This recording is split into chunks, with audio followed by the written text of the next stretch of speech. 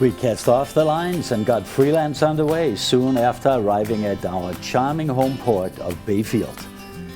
It had been somewhat challenging to get there. Extremely powerful rainstorms had flooded many rivers and washed several highway sections away. On the VHF, the National Weather Service referred to them as historic storms. Now a high-pressure system had moved in over Lake Superior, bringing with it light conditions which were not good for using our sails.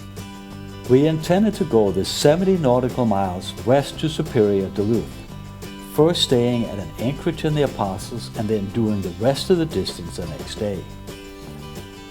The anchorages of Oak and Raspberry Islands and the one in Raspberry Bay were passed by as we pushed on to Lighthouse Bay at Sand Island. I don't get there that often. Situated at the western end of the Apostles, it's somewhat out of the way, and it's very exposed to the northwest. But there's good access to the island's lighthouse and trail systems, and the holding ground is good off the sandy sections of the beach. When the conditions are favorable, and you can be certain the weather will be completely stable, this is a wonderful place to quietly be at anchor while observing the setting sun over the faraway Sawtooth Mountains of Minnesota's rugged North Shore.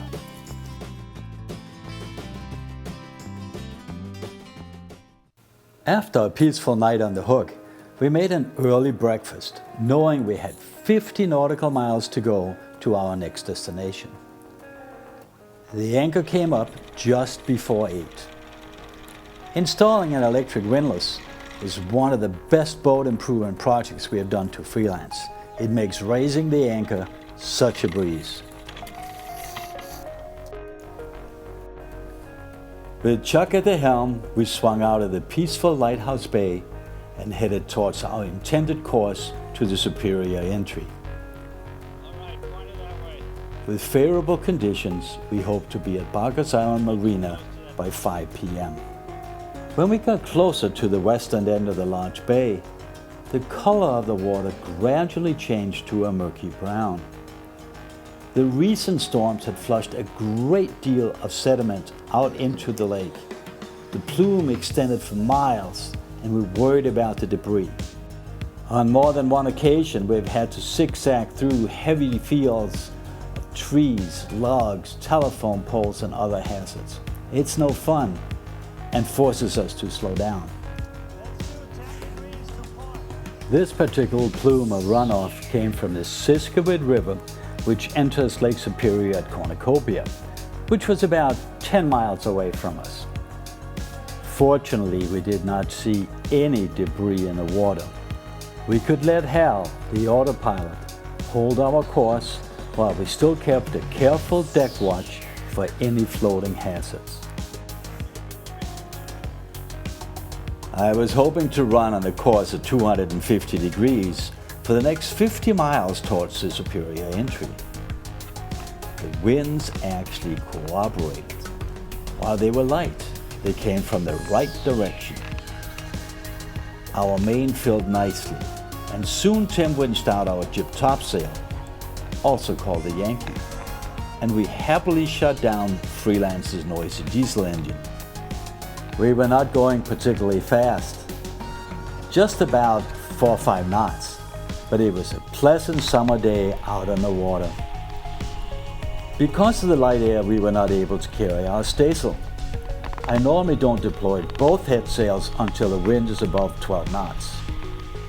For the conditions and our point of sail, it actually would have made sense to dig my cruising chute out of the sail locker. Instead, I decided to just take it easy. From the weather forecast, I highly doubted the winds would last long enough to make raising the chute worth our efforts. It probably was a missed opportunity. We were under sail for quite some time. We had the crew. We could have used the larger sail's higher speeds, and it would have been great fun to get it out of the locker and up. Still, we were making good progress on a direct line to our destination. Hal, our autopilot, easily held our course guided by my pre-programmed route on our GPS. The diesel was turned back on when the winds dropped next to nothing north of Port Wing. We rolled up the jib topsail, but left the main sheeted tight on the center line. It really wasn't giving us any drive. It was left in place because I was hoping the winds might return. It didn't happen. The rest of the way was regrettably done with a motor. When you get closer to Superior and Duluth, the shores of Minnesota and Wisconsin gradually narrow down and come together at the Twin Ports. That means you're also converging with the commercial shipping lanes. The AIS showed us the Stewart J Cort was coming up behind us, doing about 15 knots. Soon, we could see it on the horizon. The Cort is one of those huge 1,000-foot Great Lakes bulk freighters. It often carries taconite pellets from Superior to the steel furnaces at Burns Harbor in Indiana. We kept an eye on it while holding our course and speed, but there never was any doubt it wouldn't pass safely to our starboard. What was a surprise was that the Cort turned west out of the shipping lanes. We had expected it to pass us and go into the Superior entry ahead of us. Instead, it headed towards the roads off Minnesota Point, where the freighters sometimes weighed at anchor. We had been running on a steady course since Sand Island, but that was now about to change. Before our waypoint, we had to go around the tug Seuss, which was pushing a barge. It was holding its position in line with the harbor entrance. We quickly passed it. There was no further ship traffic when we got to the Superior entry, but the outflowing current was significant. Both the Nemauji and St. Louis rivers flow into Lake Superior here, and with the recent storms, this is where we expected the most debris in the water. It was filled with dirty, gritty sediment, but we saw very few floating obstructions ahead of us. It wasn't for the lack of trying. We all kept a close look at it.